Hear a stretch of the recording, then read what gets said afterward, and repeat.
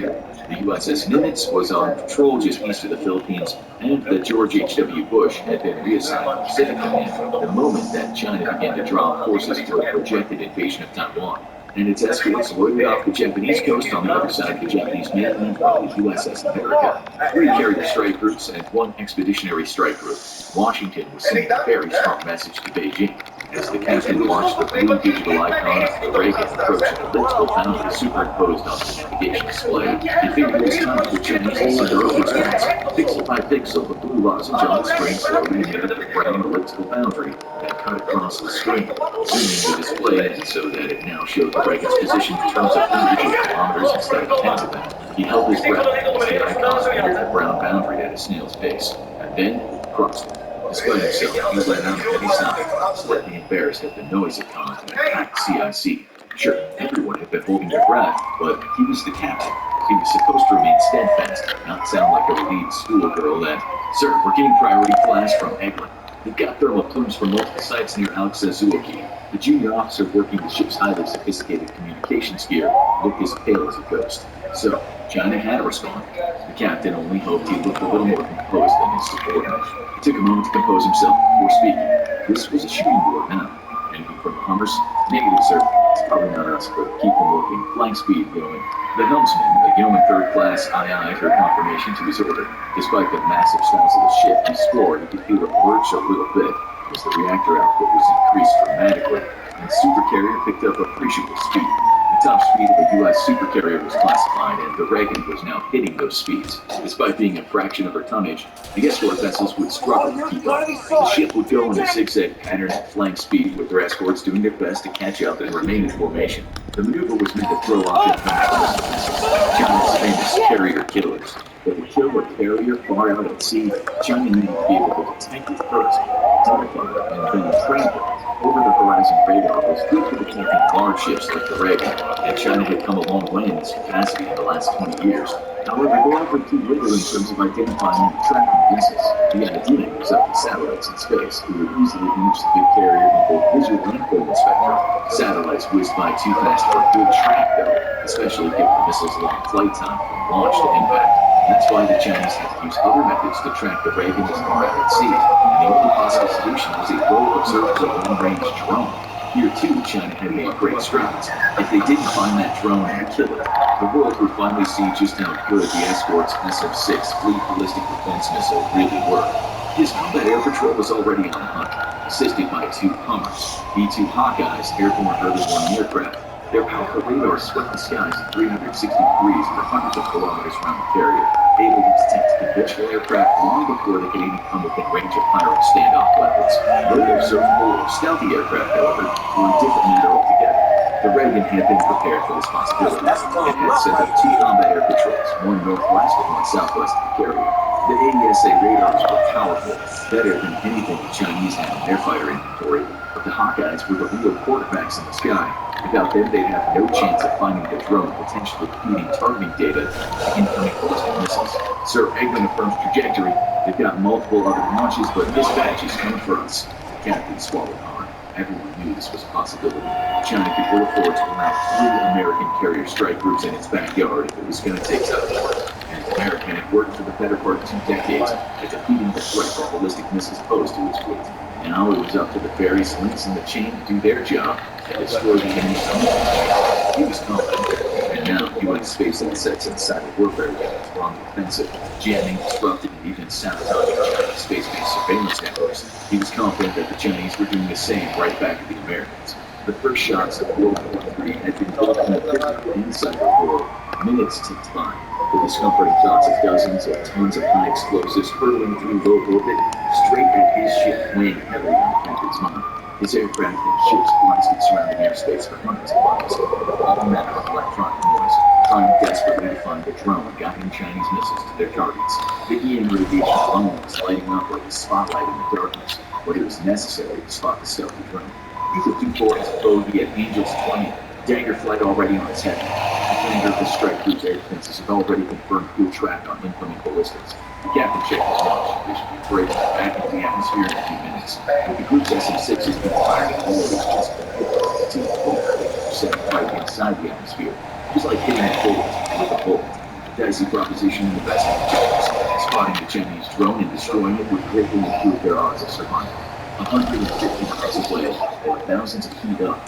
4 F-35s put on full afterburners as they raced to the center of the fire. Their own radars were only now starting to pick up the photo track, but they'd have to get closer before they could corner a targeting solution. Speed was time, and time meant they might have a ship to come back to instead of having to clear through the Pacific. A minute later, 2 AIM-120 long-range air-to-air missiles were on their way at supersonic speeds. The drone didn't even bother taking evasive actions. It was blown out of the sky, and the critical data link to the incoming ballistic missiles was broken. A few minutes later, the missiles that survived the storm SM-6s coming up to greet them from below smashed harmlessly into the ocean, missing their targets by a dozen miles. But off the Filipino coast, the Nimitz strike group fared far worse. The shorter flight time meant that it was easier for China to track and target, and despite a vigorous showing from the group's SM-6s, 3 of her escort vessels were nearly broken in two by tons of high explosives falling out of orbit at hypersonic speeds. The Nimitz itself took a single hit after the flight deck, ripping the entire aft section apart and destroying 24 aircraft in the massive hangar below. The ship's propulsion was seriously damaged, and only one of her screws was operational and she was forced to lift south towards the safety of Australian waters. The Chinese diesel-electric sub would finish her off 2 days later at the cost of its own life from American HW aircraft. The George H.W. Bush and the America both fared far better, enjoying the robust protection of both their own and American and Japanese shore-based ballistic missile defenses. The batteries of Patriot interceptors would have been changed to defend either the Japanese and American ships or aimed airfields. They chose the latter, doing their best to shield the two navies from withering ballistic missile attack over the next 2 days.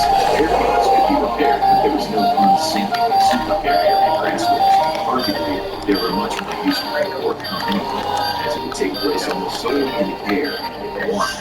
By attacking the American and Japanese airfields, though, China committed Japan to the war. It had been a small gamble. Japan's entry into the first Sino-American War was a foregone conclusion. Japan didn't want China dominating the Western Pacific any more than the Americans or anyone else would. South Korea had been spared, however, by fears of dragging them into the conflict as well. In turn, China struck terms with South Korea. It would not attack the nation's military infrastructure as long as it forbade the Americans from using their forces there to launch attacks against China. Faced with the possibility of a Chinese bombardment and invasion from North Korea, South Korea struck a pragmatic October 24th, 1101, joint British-American Expeditionary Force, Arabian Sea. The Chinese attack on Diego Garcia had been a complete surprise to the Americans and their British allies, who had thrown themselves wholeheartedly into the war on the side of the Americans. China had managed to slip several long-range ballistic missiles into its naval base at Djibouti. The entire launch is simply miniaturized and disguised as cargo containers. It had only taken hours to move them into position and set us finally at the joint British-American base on the small atoll of Diego Garcia. The base had weathered a far less intense attack than, say, Guam, which had been hammered with thousands of missile strikes.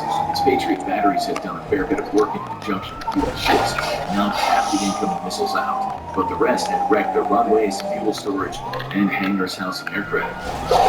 The damage was massive. It would take months to bring Guam back online. Diego Garcia would be fully operational in a fraction of the time, but for now, the runway used by Allied long-range strike and recon aircraft was not operational, and aircraft carriers were at a premium, badly needed closer to China's own shores.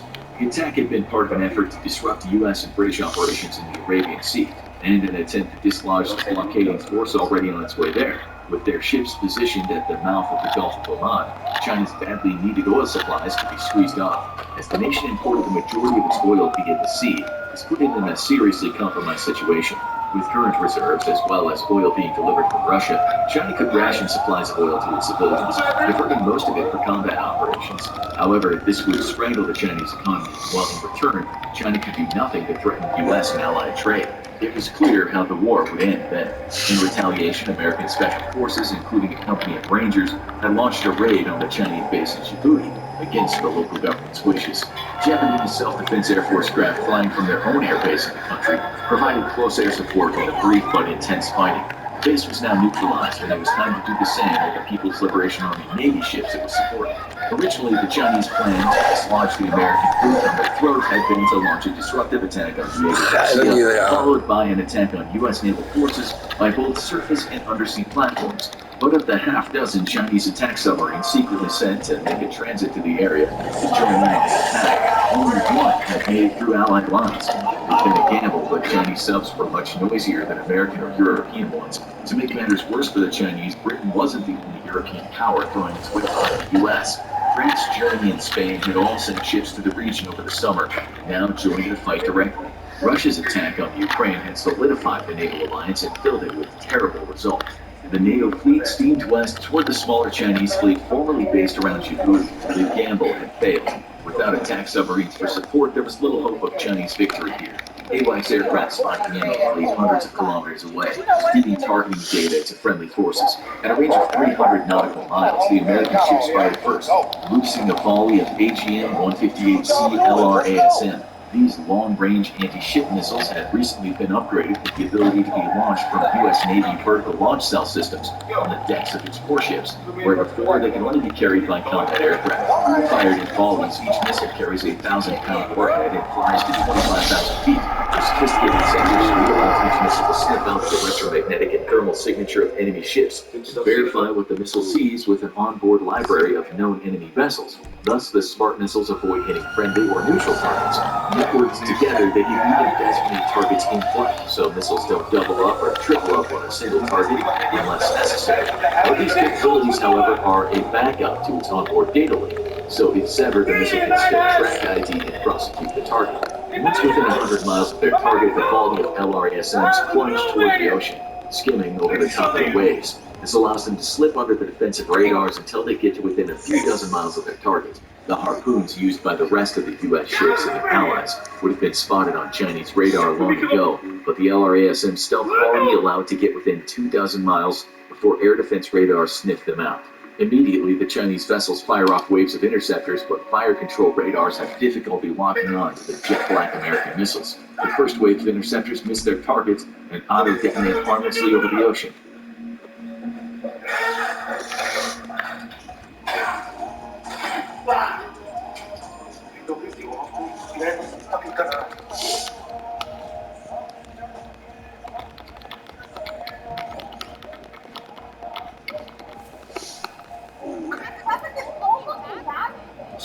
That's all right.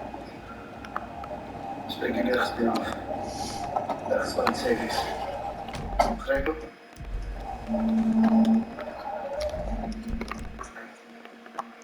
Yo.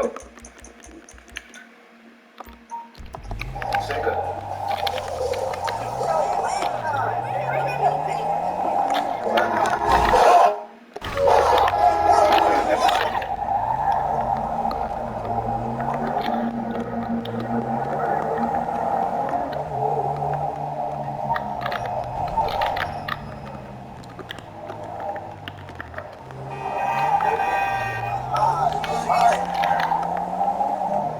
Everything all right? Yeah. Up there, it's cool. You know, what else? Now I wish I could go back. Believe me. Hello. You all right?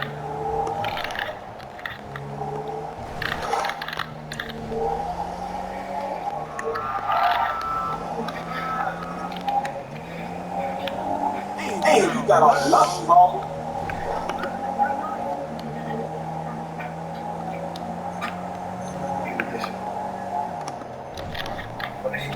En van die kruisje.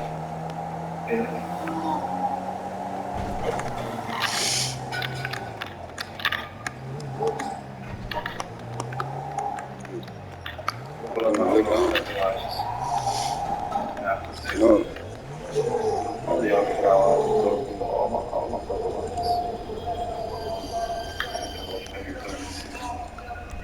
There you go. All fixed.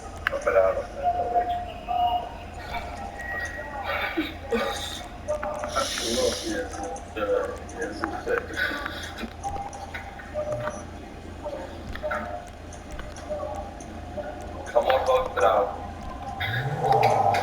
Graag uitgenodigd, bro. Gewoon jou over een feestje. Dat is een DJ. En we gaan zonder grap. Meisje met wie gaan trouwen. Nee, niet waar. Alleen een prinsesje. Het lijkt een beetje op je zusje. Dat lijkt een beetje op zijn zusje. Hoe heb jij? Ze is wel een beetje, ze is veel knapper dan jouw zusje.